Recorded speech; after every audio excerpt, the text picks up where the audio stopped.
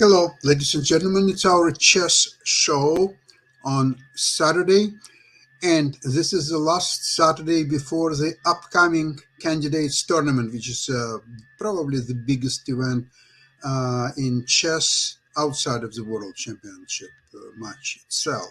And today I would like to introduce our fabulous guest, Professor Kenneth Regan. Welcome to the show, Ken.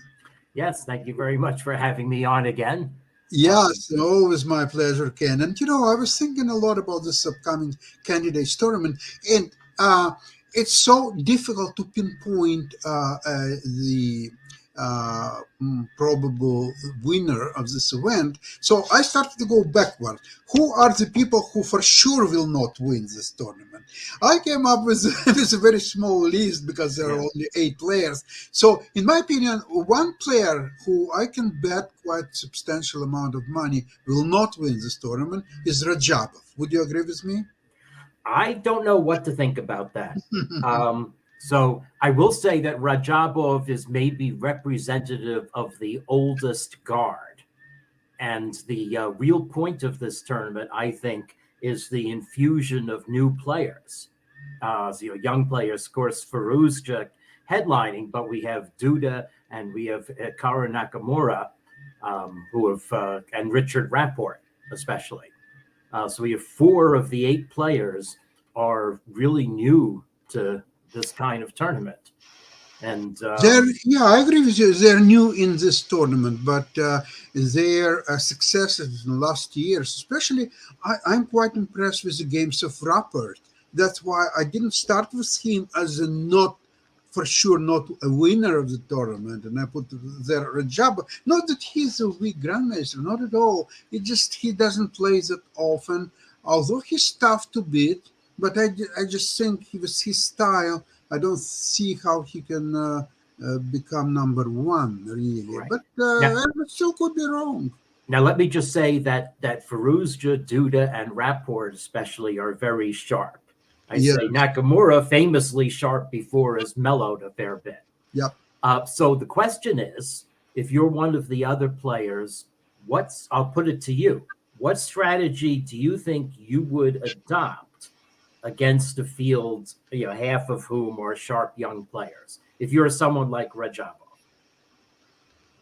Yeah, it's a tough question, Ken. But I think in this type of tournaments, I don't see anybody run away with +4, +5 score. Right. I think it's not going to happen. In fact, that's a predicate of what I'm saying. Yeah. If you're fairly sure that none of the young guns are going to pull a Fisher or whatever, then what strategy are you going to adopt? And I think the answer I come with is adopt the strategy of a heavily armored battleship, and play a very conservative, solid strategy, and look for the young uns to dash themselves on your ramparts. And Well, the most important thing is, of course, not to lose a game. Because once you lose even one game, it shakes your confidence. The other players, especially the winner of a game against you, they're running away that you have to now to pursue, and it's not easy in this type of tournament. There are no weaklings in this tournament. It's not like a Swiss tournament or some, even Vic and Zay, there are some local players who are inferior to higher class players, so you can get maybe some points from there. There is no one. It's like in card games, it's a famous saying: if you play for half an hour and you still didn't figure out who is the patzer, then you must be that patzer. Yes, that's right. Yes, that's from poker. That's a common from saying. poker, Yes. but there are no patzers in this tournament, frankly. And it's not that I think that Rajabov is weaker than others, not at all. It's just not that he's older than other players, also his style, although he's very tough to beat. I even don't remember when last time he lost a classical game, to tell the truth. I really don't remember. And he's very tough to beat, but I'm not so sure how he can win games in such a company. By the way, yesterday I spoke with Evgeny Bareev, who lives now in Toronto. So I just had telephone conversation. Oh, that's right. Yes, I've got that him. Yes. Right, and I asked him what's his opinion about this candidate tournament. He said that there will be all of them will share spaces from number 2 to number 9. Ah. Now, who is number 1? He says there is no number 1. Okay, that's interesting. That's Yes. Yeah. Well, I do predict. I mean, it's very fatuous to predict a tightly bunched field because that's what we've often seen.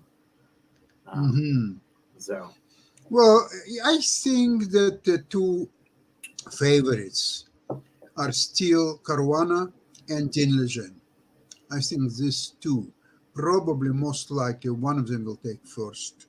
wait, Caruana and Ding Liren, you said? Yes. Yes. I don't know. In some languages, it's pronounced like Lejeune.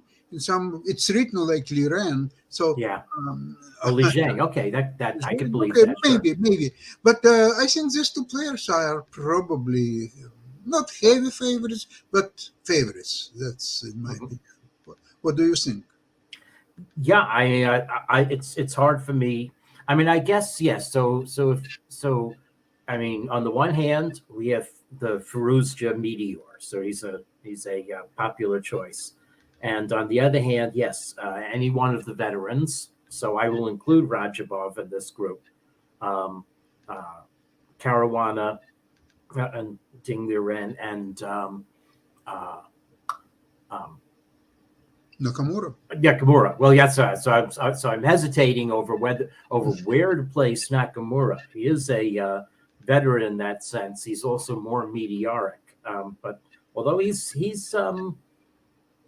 funny, you know, Vladimir Kramnik retooled his game going from defense to attack, and in the years after 2005. And Nakamura seems to have retooled his game in the opposite direction, but still in a very enterprising manner. That's an interesting observation. In the current American Chess Magazine, there are multiple references to people saying Nakamura is now the best player in bad positions, and taking over the Minister of Defense from Sergei Karyakin in that respect. Well, Mr. Karyakin now is defending Russia's position in war with Ukraine, so he's too busy now to participate in this candidates tournament.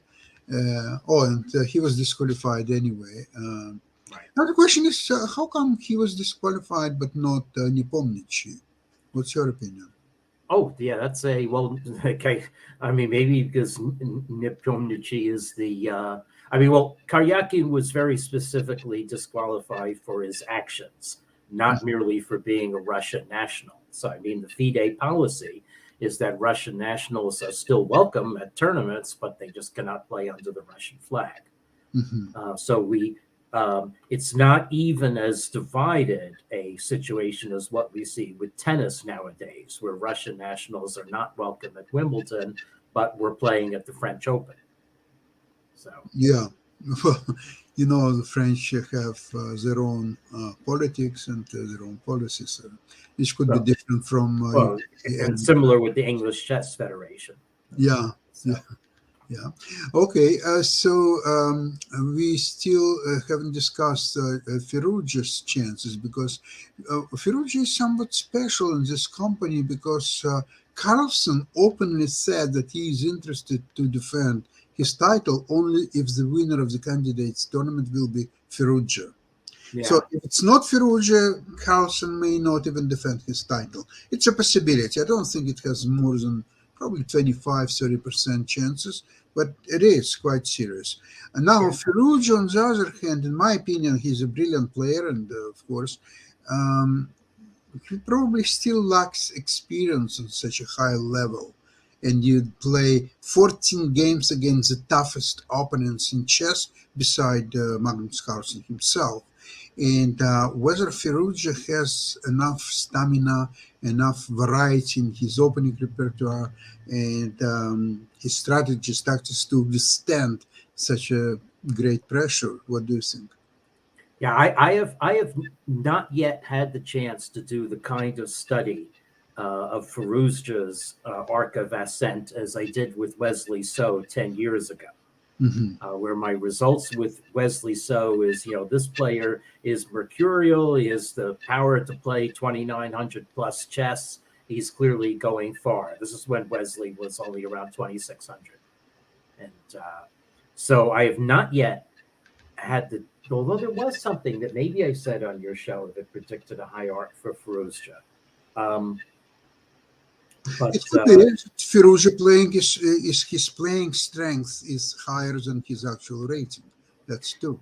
that's what I would want to find out. Yes. Hmm. So that's what my in-depth methods, and it's not only that, it's the variability.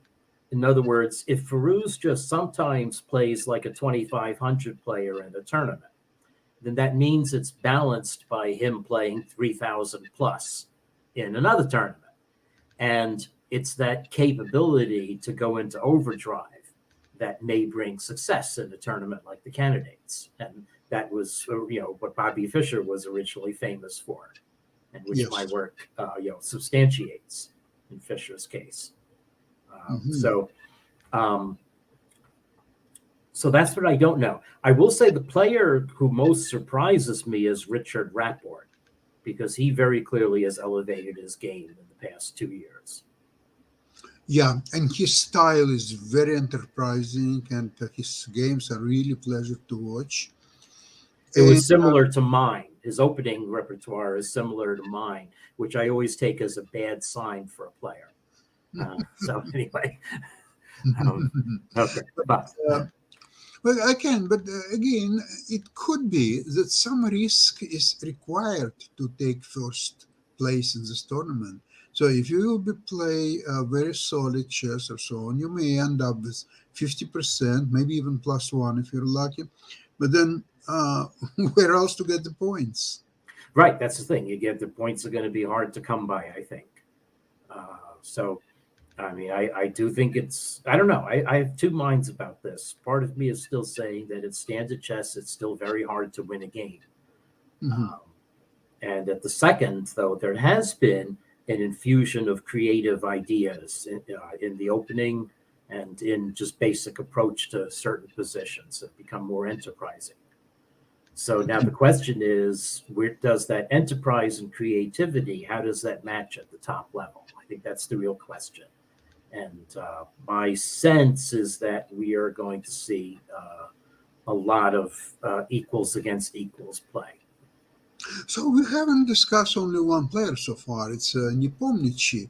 Right. He is not youngster. He is not veteran. He is not attacking player. Neither he is defensive player. He can go into +5 sometimes, and he can go to -5 as well. He's so where is he? Like, what do you think we should await from Nepomniachtchi? Yeah, I mean, let's contrast the Nepomniachtchi with an old guy like Anand, amazing people by winning the candidates and the Hmm. leading up to the 2013 or 2014 match, 2014 match, I think. Yeah. So defending champion coming through, if I have my memory correct of that. Yep. So, um, so that's the question. Will and in my projection of the event, his battle hardness and maybe having more even keel than he showed in Dubai might make a difference. Um, Hmm. so yeah, I mean he's certainly an anchor. Um, in You know what? I asked Bariev what he thinks about the chances of Nepomniachtchi. He said that, look, if that tournament would be broken into two, first round is now, starting in a few days, and the other one would be played somewhere in October, for a example, year, yeah, then Nepomniachtchi would be heavy favorite to win this tournament. But because there has to be continuously played 14 rounds, right. he doesn't believe that Nepomniachtchi could withstand 40 rounds. It's just too much for him. Hmm. You So mean health wise, yeah. psychologically, yeah. Can I remember time, and I'm pretty sure you too, when candidates tournaments were, of course, the premier tournaments in the world, which they're still now.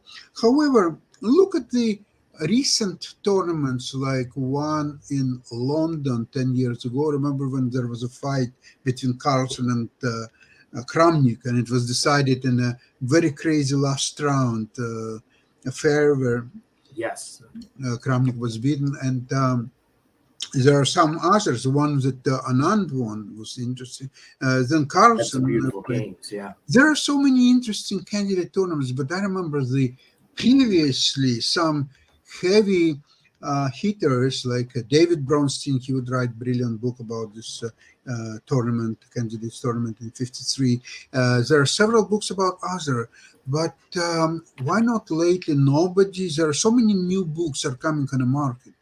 I'm following New in Chess magazine, and there are in details they are analyzing all the latest books there are no books about candidate tournaments. What's happened?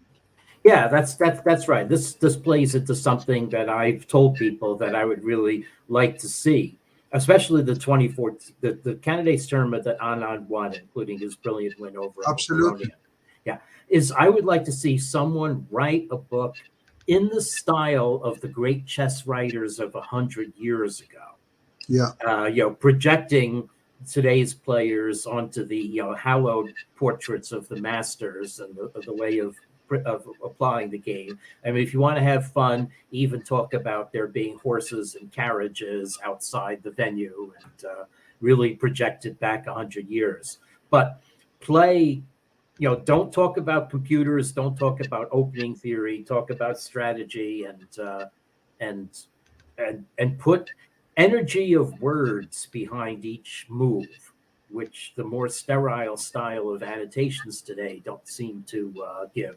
I mean, there is a fault of the old style annotation, which is that as computers have revealed, it ascribes too much inevitability to the winner of a game. Okay. Hmm. And as if the player had the entire command of everything she was doing from turn 12 onward. But there's a lot to say about that old annotation style. It just make the games more glowing and attractive for people. I, I have not had I time to do this myself, unfortunately. Ken, you know what's a way to do it? Actually, I would like to one time maybe discuss it with Mikhail Marin, what he's because he writes a lot of chess books, and he never wrote a book about the candidate tournaments.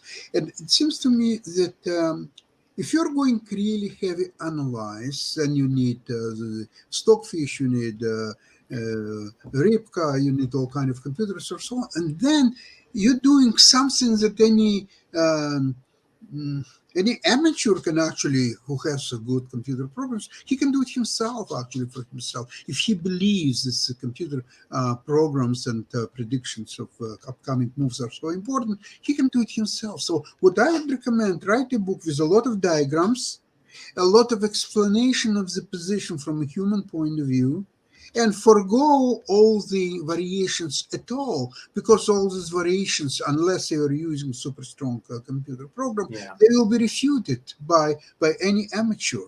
Do you want to write a book which will be refuted every page? Probably not. So the only way is write about the players, maybe their some bio information about them, what style he perceives their play. But again, it's difficult question because again at the time when Bronstein wrote his book about this tournament, there were players, you could see their games like Smyslov or Geller or Bronstein himself. And so Reshevsky was playing in the tournament, the Keres. You could see the games and you could see the player behind the games. There was very distinct chess personalities. Today, um, let's see if Giri will publish a book, My 60 Memorable Games. Okay. Yeah, And there are then, several books of that kind. right, and then somebody like Aranyan will publish his book, and then Nepomniachtchi will publish it. You will see about the same openings, you will see about the same approach to the game, and it would be very difficult if you would bought Giri book. Why would you need to buy the other writers' books because there will be very identical books in a way, right? Yeah. Let me commend the American Chess Magazine for Yes. having the long style annotations that are closest to what I'm talking about. But also let me give you I've dialed up an example of the kind of trap that annotators can fall into. Hmm. So I'll share my screen. This is the Please. game that Carlsen won in regulation over Mamedyarov 2 days ago in Okay. the at Yes. Norway Chess, 3 days ago maybe. So I have that the critical portion of the game. So I was watching this game in real time, Hmm. and I thought Carlsen had a really strong chance to win it. And if I were, actively in a chat room, that's what I would have said, because Black is loose here. Okay, so Black is a strong knight, but it's not as center as it could be. There are no rooks on the board, and knights like that terrorize rooks. They don't terrorize bishops, which just go Hmm. around the knight. And the queen side's a little loose. White, there's some loose squares around Black's king, and White has two bishops. So Are I you thought, sharing your screen, Ken? what's that? Are you? I am. Are you seeing my screen? No, no, I don't. Oh, let me see. Okay, wait a second. Okay. Okay, let me try again. Um, okay, let's see. All right, so share screen. Okay, sharing screen, share, and now I click to this tab. Now, do you see Carlsen Mamedyarov? Mm. Do you see that? No. No. Okay, let me try it in a different browser. Let me try again.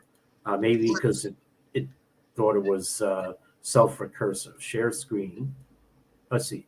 Share screen is easiest with two monitors. Okay, let's see now. Okay, so let's see now. So now I go here, and you don't see Topolov's smiling face and Carlsen Mamedyarov. No, I don't see anything. Oh, that's awkward. Huh? It's worked before. I don't know why it's I missing. know. It's always working. What? It's always working. I remember you sharing screen almost All the every time. day. Yeah. Okay. So I had to describe this with words then. Okay. So the point is that, um, you know, White has two bishops and four pawns and a queen. Black has a bishop knight and four pawns and a queen. But Black's position is airier, though Black has a passed d pawn supporting an advanced knight on c3. So I thought, so the engine says this is nearly equal. And it continues that way from move 35 until move 46. And Hmm. then at move 46, Mamedyarov played a blunder, lashing out to attack White's bishop on d3, when Mamedyarov could have preserved equality by making a very obsequious move, just retreating his bishop from g7 to h8, Hmm. or moving it to e5, neither of which is such a great move. It just preserves the status quo. And the engine says the White can't crack the status quo. But when you're at the board, it looks like you feel the pressure. And an annotation style that talks about Carlsen's famously nettlesome way of playing and building pressure would present a much more accurate picture of the atmosphere of the game, rather than going on Facebook and saying elite GM blundered away a drawn position by lashing out with queen b3. So you want an annotator to convey, why did Black feel that he had to lash out, and what did Black miss? Hmm. So, Very interesting. and whether we'll see instances of that in the candidates tournament is another thing. Now, there's one other aspect I want to bring out. So the one thing I prepared. So let's tell the audience the Russian term for the candidates tournament. The Russian term? Yes. Турнир кандидатов, турнир претендентов. That's right. The tournament of pretenders, Yeah. meaning pretenders to the chess throne. Hmm. Now, let's think, how many times has the pretender defeated the champion in the past 30 years? Okay, so and we have to recognize that technically Mexico 2007 was not a candidates tournament; it was a FIDE World Championship tournament. Correct. And met Kramnik in 2008 on technically the same equal terms as Topalov and Kramnik in 2006. So if Yes. you take Anand away then, and if you take Anand away, facing Carlsen again because he was former champion, the only examples I find are Carlsen winning the candidates and dethroning Anand, and Kramnik. But even with Kramnik and Kasparov, the situation was more more complicated. Yes. So so that's the question. It has been the tournament of pretenders in the recent past. The Carlsen, Anand, and Kramnik have all shot down the winners of the candidates. But there is one player, mainly I'm talking about Caruana, who never lost a classical game against Carlsen. Right, but Carlsen, you know, the greatest, sometimes in my chess model, what matters is not what actually happens, but what my model projects will happen. So the ultimate put down of Caruana was the fact that Carlsen projected that he would win in the rapids and therefore didn't press his advantage in game 12. So that was Carlsen's way of saying, I evaluate you, even with everything on the line, as being a pretender. So. Well, it remains to be seen, actually, in our program next week. We already will talk about some, at least a couple of first rounds of that tournament, and probably we will see in which form all players are, how they're faring against each other, and it will be very, very interesting tournament anyway you look at it. And at this time, Ken, thank you so much for participating in today's program. Yes. And looking forward to see you next week. All the best. And I'll just declare that I cannot have a rooting interest. Mm-hmm. So okay. I'll let you think about the implications of that. But okay. All right. Thank you. Thank you. Yeah. Okay. Bye-bye, everybody. Bye-bye.